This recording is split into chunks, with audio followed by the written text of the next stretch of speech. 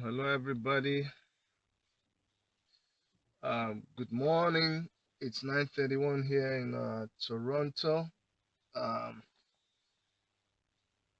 good afternoon to you. Good evening, depending on where you are watching from. I um I just finished dropping the kids at school. I'm about to go on a job site. But I got this thing from a friend of mine uh, on WhatsApp. It's like a write-up by a guy called Nura Alkali. Now, this topic would make sense more to people from Nigeria or Africans or anybody who is familiar with the nomadic tribe of Fulanese who cut across countries like Canada, and countries like Nigeria, Niger, Chad, and way into even Ghana and a lot of other African countries. Now, after reading his write up, I just felt like touching a little bit on this topic. And for those of you, a lot of you who already are pissed off at me for saying a Fulani person is my brother, my sister, I you can go on Facebook is free. You can just turn on your Facebook account and click on live video and do your own video about what you think. It's a free world. Now, um, I don't know how to go about this. See, the Fulani guy, it's important that we understand who the Fulani guy is, okay? In days past, I remember growing up, the Fulanis, they had settlements and they would freely sell, fura, and then the ladies will all be, they have tattoos. Their men we used to find them interesting because their men had hairdos and they had lipstick. And then, on market days, they would just come around and just hang around the market, just enjoying themselves after after rearing their cattle. And in those days, there never used to be disputes between the cattle rearers and the farm owners in the village or in so many places because they just conducted themselves properly.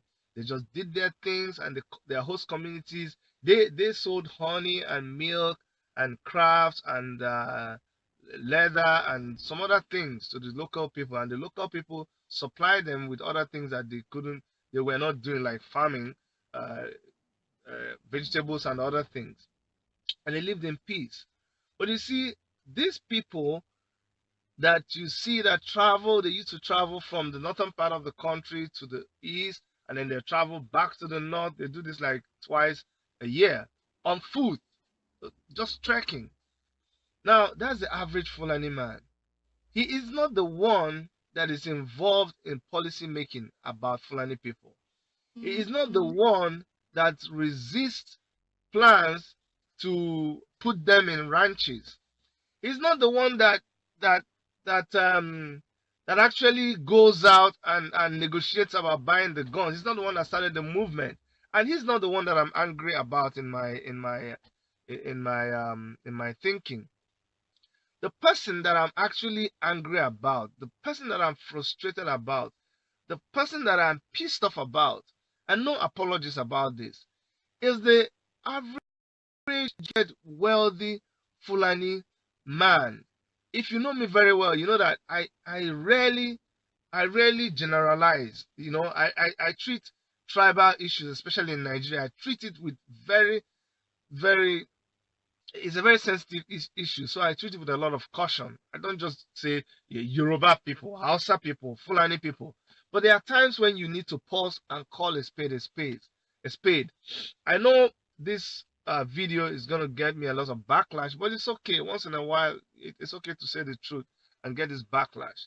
Now, what I'm saying is that people like people like these ones who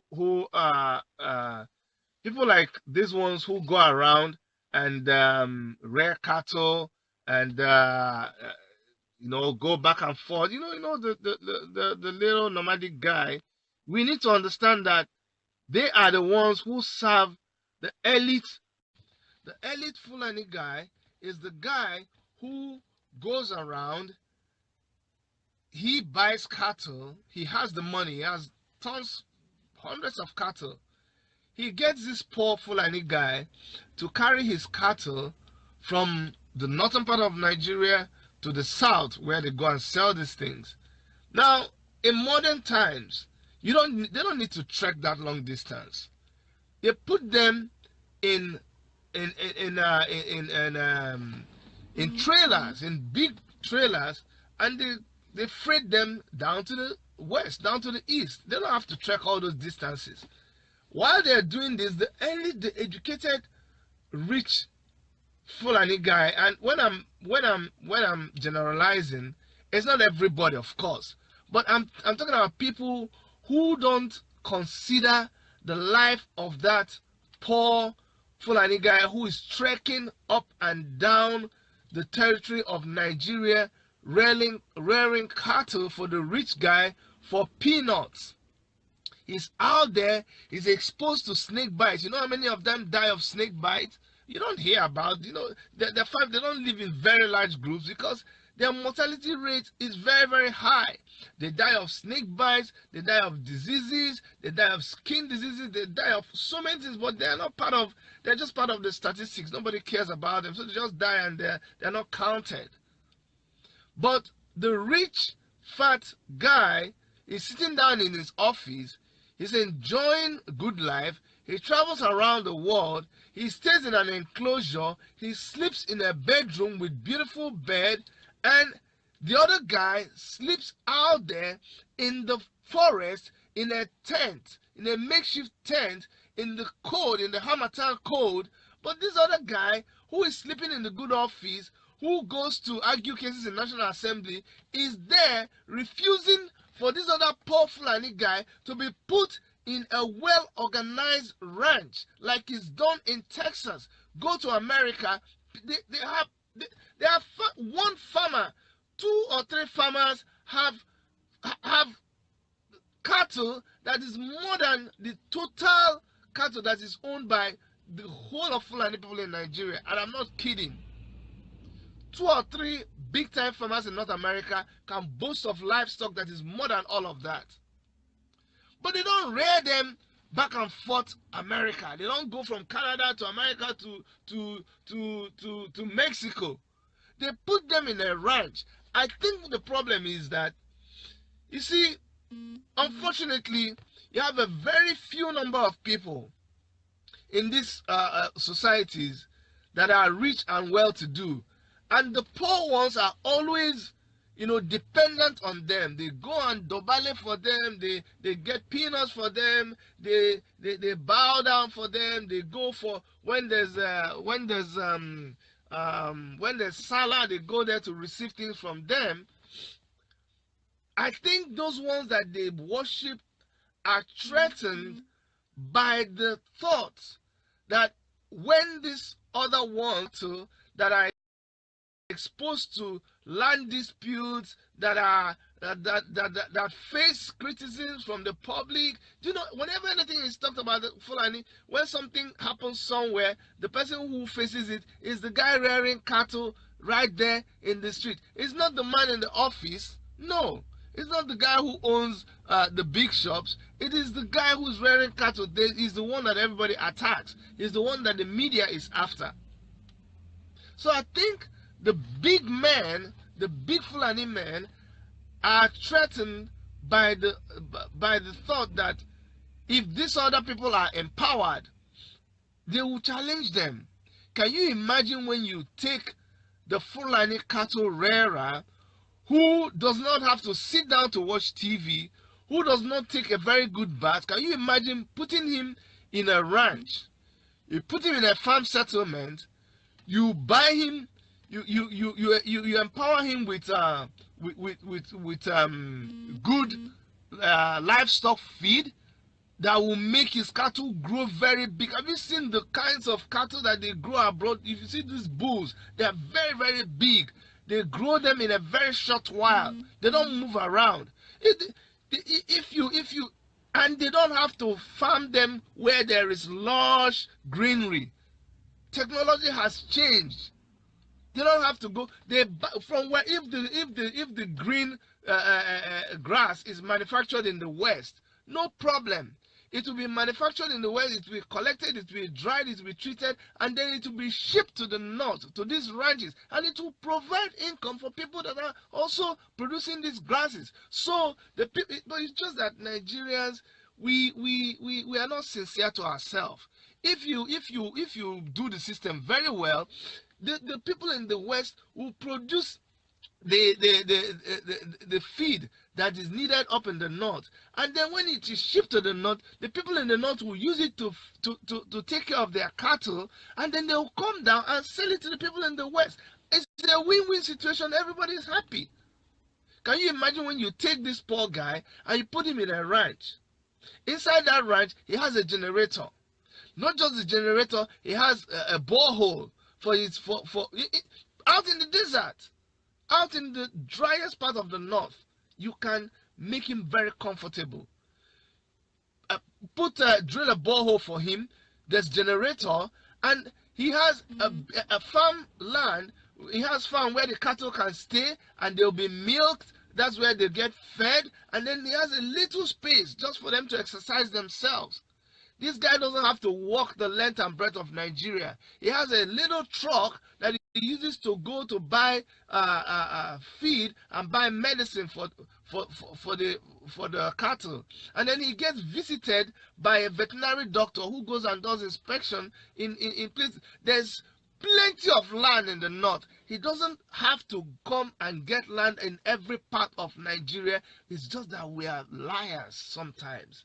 We have ulterior motives and we disguise them under having what do you call it, having land settlement or ranches or whatever in every part of Nigeria for the Fulani cattle rearer. It is not right. You know it's not true. You know there are other motives. You can take care of this person in their own location. So I just had to do this video to also bring our attention to the Fulani guy out there. There are some very bad Fulani people, just like you have bad Igbos, you have bad Hausas, you have bad Yoruba people, you have bad Bini, Efik, everybody you find bad people there. But not everybody is a bad person. There are also very nice Fulani people. I have Fulani friends that are very nice, well-cultured, kind people. And so I just had to pause to make us reflect over this guy who is not really our problem, and for us to realize that the person who is our problem is a guy who has fattened himself with so much wealth and who wants to keep the other peasant Fulani person in perpetual dependency on him. And so he's willing to fight any move to improve the livelihood of the other Fulani guy. He's willing to resist any attempt to bring about civilization in the life of the average nomadic Fulani person.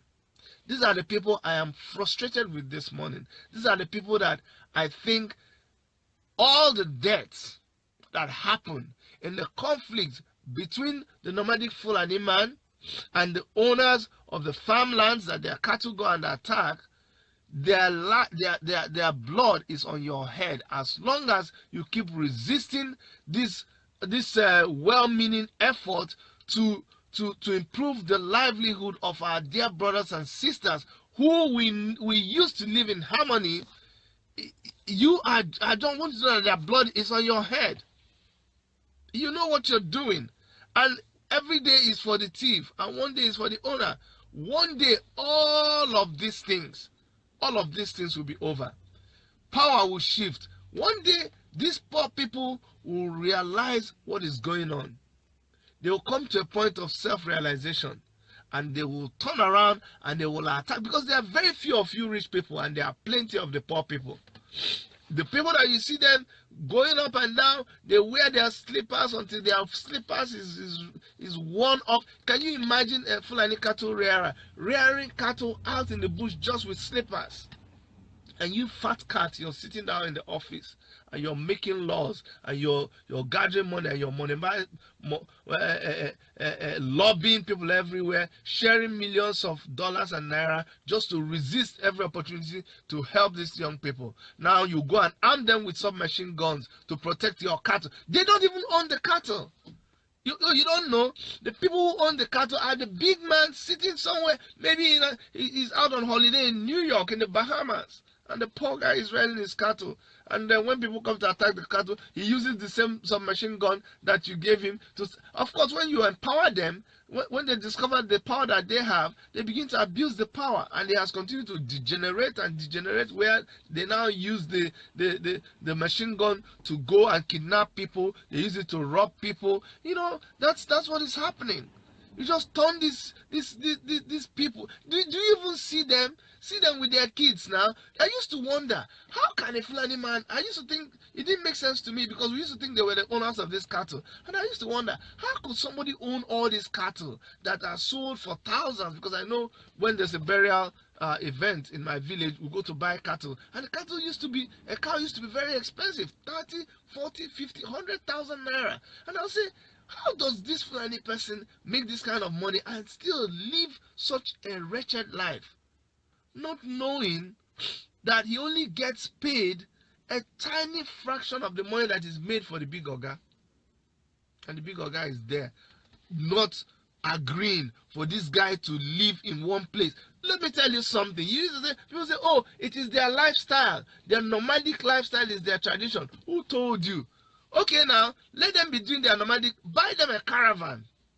Well, look at the gypsies who like nomadic, who still want to do some part of the gypsy civilization. They still like to move up and down. But they move up and down in air-conditioned, well-heated caravans with toilet facility. They move around in style. Go and buy the caravan for all those people. They can drive them in the bush if you think it is good for them. The government wants to give them education, put them in a place and give them education. You resist it, but yet your children are in schools all over the world. You're wicked. I'm telling you, you're very wicked. God will save that Fulani man. This whole thing is prompted by the killing of Fulani women and children. 48 of them. They were killed recently in Numan. Nobody feels anything about it, because we'll say, yes, it's good for them. After all, Fulani people have been killing people. But you're not sure the ones that were killed are the ones that were killing people. In fact, people think it may have been a dispute between and another person. But because they are Fulani people, nobody just cares about them. After all, they kill people. So, but you see, there are human lives that are wasted. Wasted because one big man up there is opposing policies that would have kept these people in a place where they'll be enjoying themselves. The children and the kids will go to school. They will enjoy toy. They will ride bicycle. You don't want them to do that. They should maintain our culture. But your own children are riding bicycle. Your own children are wearing, now it's cold in Canada, I'm wearing something to warm me up. The Fulani people will be in the bush, right in the middle of Hamatan. All their skin, you see it's white with Hamatan, their nose dry, everything. But you won't go and sit there. You will go and stay in the hospital. Your children will be clothed very well. They won't even come out in the cold. And you don't know good thing. You know good thing, but you don't want other people to. I said God will really punish you. Honestly, it's not fair. It's not fair. It's not fair. They just keep run. You see what is happening in Zimbabwe? Don't worry. No, I will just stop there. Just see what all you people who are leaders in our country, that you keep messing us up. You know the right things to do and you don't do it. You keep fattening yourself up with our money, the money that belongs to youth, my money, the money that belongs to young people in Nigeria. You don't want us to progress. You stay here in abroad and we suffer and we do all kinds of jobs because you people won't fix our country. One day, this whole thing will explode on all of you. We'll come and sack all of you. And we'll be so happy when we sack all of you. Then we'll take over our country. And look at Dubai. We have intelligent people here. We have intelligent people that are here abroad doing all kinds of jobs. Thousands and thousands of people run away from Nigeria. They die out there in the sea. They're being used for organ transplant, being used for sex slavery, and all kinds of nonsense because of the stupid, nonsense, non-productive policies that you come up with.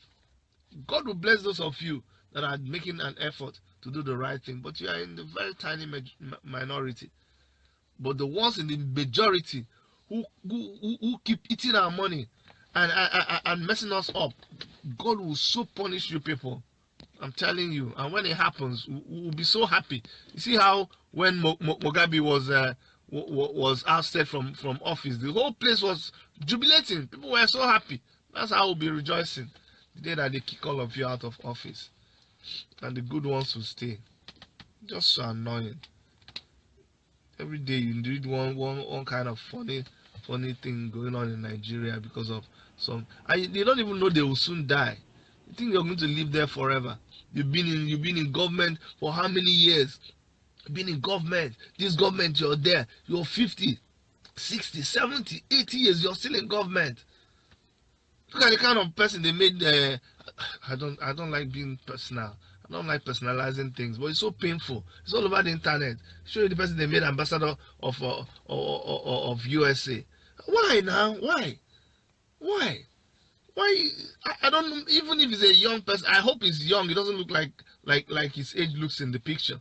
But if he's that old, why put that kind of person as an ambassador to the US? A very fast country, a country that is supersonic speed with technology. That you should put a young person to be there to somebody who relates with what is happening right now.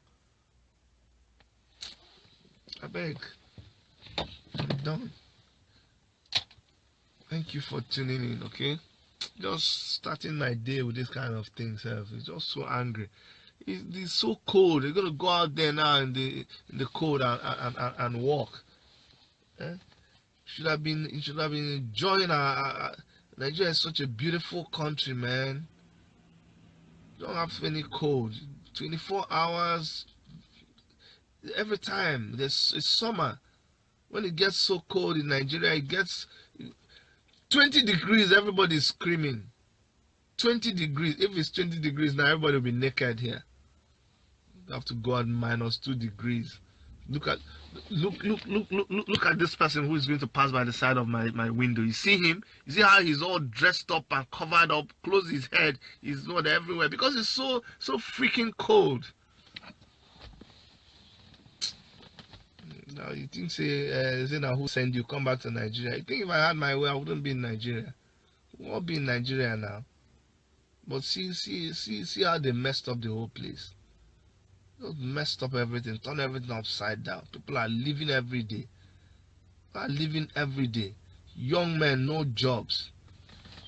Please, I'm digressing. I've entered into something else. So please, this is a special shout out for everybody out there who is a Fulani person.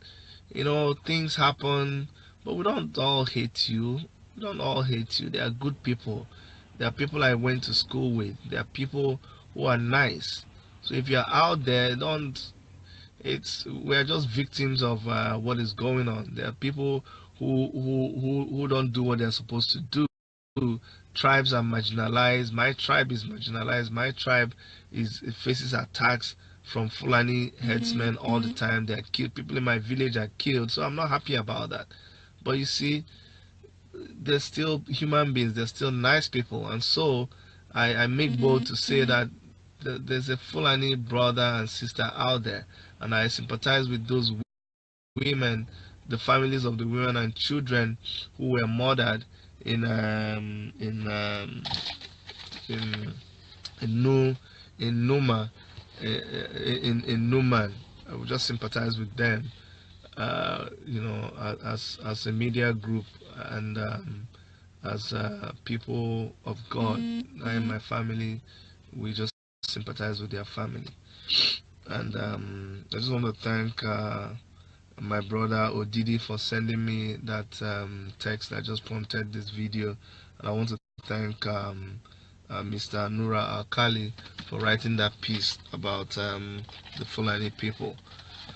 One day, God will just liberate us in Nigeria, whichever way is going to happen. Whether we all live differently and everybody, maybe that's even good for us. By the time all the Fulani people are living together, the poor ones will realize what the rich ones are doing, and they'll be able to take back, stop all this nonsense, and attract meaningful development to themselves and a good and bright future for their young ones. They cannot keep roaming the streets, no education, nothing, no access to good health.